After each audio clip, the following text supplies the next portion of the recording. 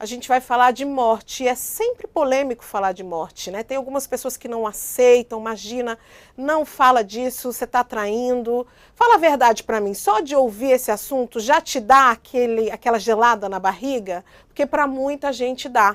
E aí tem alguns pesquisadores que dizem que a gente tem essa reação de medo sobre a finitude, sobre a morte, justamente porque a gente não fala sobre o assunto. Cris, me fala, você costuma conversar sobre isso? Você pensa nessa situação? Como é que você lida com isso entre você e os seus familiares? Cris, eu sou dessas aí que já fica gelada só de pensar, lido pessimamente com esse assunto. Lido pior ainda depois de ter filho, porque passei a ter muito mais medo de morrer e não sei como abordar de uma forma que eu não transpareça esse medo, sabe, Cris? Que ele não sinta a morte como esse tabu que a gente, né, geralmente lida. Eu lido mal, não quero que ele lide mal, mas como que eu que lido mal vou lidar de forma natural para que ele assim aprenda, né, Cris? Muito difícil. Eu te entendo, viu, Cris? Eu também lidava mal, mas você sabe o que mudou na minha vida? Foi eu ter perdido os meus pais. Tanto o meu pai quanto a minha mãe faleceram num AVC hemorrágico. E é assim, um soco seco no estômago, porque em 5 minutos a pessoa está com você, 5 minutos depois ela não está mais. E foi tendo esse choque que eu entendi o que os pesquisadores estavam dizendo, porque a gente precisa realmente conversar e entender essa que é a única certeza da vida, até mesmo para a gente poder aproveitar da melhor forma a nossa vida. E aí a pesquisadora e professora e também a advogada Cíntia Araújo, ela escreveu um livro que se chama A Vida Afinal, conversas difíceis demais para se ter em voz alta. E ela conta como é viver sabendo que a morte está se aproximando. A Cíntia entrevistou pessoas que estavam doentes e percebeu que muitas das vezes, em vez de elas encararem a vida ali que estava acabando, elas, na verdade, passavam só a acreditar que o tratamento ia dar certo, que é uma coisa importante, a gente sabe, mas aí isso fez com que elas fizessem apenas planos para quando elas estivessem curadas. E elas não viveram o agora, deixando de aproveitar meses ou até anos da melhor maneira possível. E aí isso, segundo ela, acontece até mesmo pela forma como o prognóstico é apresentado para o paciente. Aí só nos dias finais a pessoa começa a perceber que na verdade poderia ter feito algo diferente, ter vivido outras experiências, só que aí muitas vezes não tem mais tempo. Semaia, nos casos em que o paciente já está ali nos cuidados paliativos, é importante que a pessoa defina o que realmente ela quer fazer nos seus últimos dias, nos seus últimos meses e nos seus últimos anos. É isso mesmo? Sim, é o que a Cíntia defende, né? E traz como provocação e reflexão para a gente. E você acabou de trazer o seu relato, Cris, né, em relação aos seus pais, e a Cíntia fez a mesma coisa. Ela contou que a mãe dela acabou passando por dois AVCs hemorrágicos, né? De forma repentina, e de um dia para o outro ela estava na UTI. E que aí ela aprendeu a não guardar a vida para depois, né? Ela fala isso na entrevista, e eu achei bom a gente repetir aqui. Eu não guardo vida para depois, né? Porque depois aconteceu isso, ela fala que aprendeu a viver melhor, né?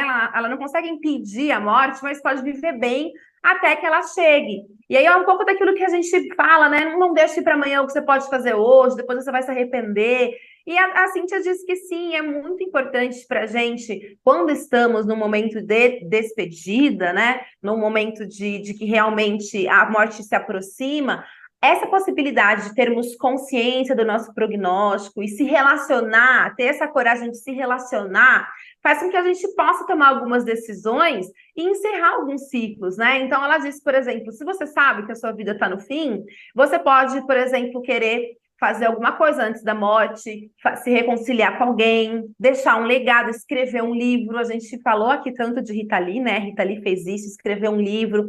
A pessoa pode deixar alguma coisa para quem está vindo para o futuro. Então, acho que o desafio nosso é organizar a nossa vida para entender que, de fato, não dá para deixar a vida para depois, mas lidar com isso é muito difícil, né? Eu digo isso porque eu realmente acho muito difícil, ouvindo o Cris Fibe também, eu não estou preparada para isso, mas depois de ler a entrevista de Cíntia e dessa nossa conversa e do seu relato, é a gente aprender, de fato, a encarar a morte não como o fim da chegada, mas encarar o hoje como a possibilidade de viver a nossa máxima potência, que a gente pode aproveitar, né? É uma coisa que a gente tem que ir aprendendo. Acho que a Cíntia tem um trabalho muito inspirador nesse sentido. Tem mesmo, não é fácil. Muitas vezes é cultural, porque em algumas culturas é mais fácil lidar com isso, né? E como a Semaia contou, a Cíntia, ela já estudava sobre isso quando a sua mãe teve 2 AVCs hemorrágicos e aí foi parar na UTI. Desde então ela entendeu ali o que ela já pesquisava e hoje ela não guarda mesmo vida para depois, gente. Não tem o que guardar de vida, tem que viver o agora. Cris Phoebe, como é que você acredita que a gente devia encarar a morte? Eu achei tudo isso que vocês falaram maravilhoso. Eu procuro levar isso para minha vida, né? Quando a gente se lembra, apesar dos estresses e dos obstáculos e das burocracias e das contas, né, Cris? A gente está com essa consciência sempre de se dar conta da importância das coisas e das relações, né? E eu acho que assim te ensina muita coisa. Ela fala também dessa questão cultural que você mencionou, Cris, como a morte é um tabu da vida moderna no Ocidente. Não foi sempre assim, e não é assim em todos os lugares. Ela explica que a gente foi afastando a morte da nossa vida aos poucos, que antigamente as pessoas eram veladas em casa, as crianças participavam, esse é um super tabu, né, Cris? Leva a criança para o enterro, não leva a criança para o enterro, com que idade? Ela diz que antes era muito mais sobre a celebração da vida daquela pessoa. O samba faz isso muito bem no Gurufim, né, Cris? Celebrar, fazer, eu acho isso lindo, fazer uma roda de samba para as pessoas que se vão.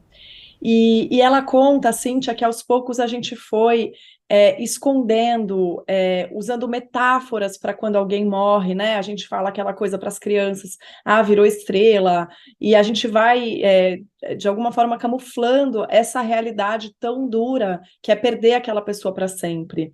E ela diz, a Cíntia, que isso contribui para que a gente não quisesse mais pensar que a morte é de fato uma coisa concreta e possível. E ela fala, apesar de não pensar, ela não é evitável, né? Ninguém vai escapar, ninguém vai escapar.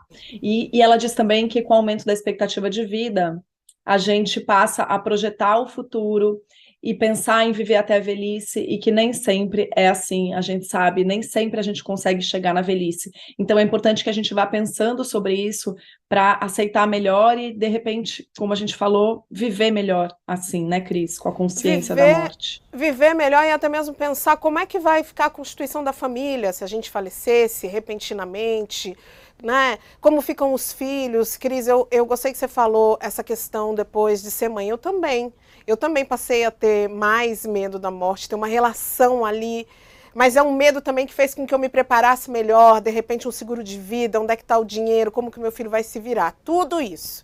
Inclusive, a gente está aqui falando de morte, no programa Desculpa o Transtorno dessa semana, que saiu ontem, a Tati Bernardi e o Christian Dunker, eles analisaram o caso de uma ouvinte que não para de pensar sobre a morte. A frase exata que ela usa é: desde pequena, eu só penso em morte.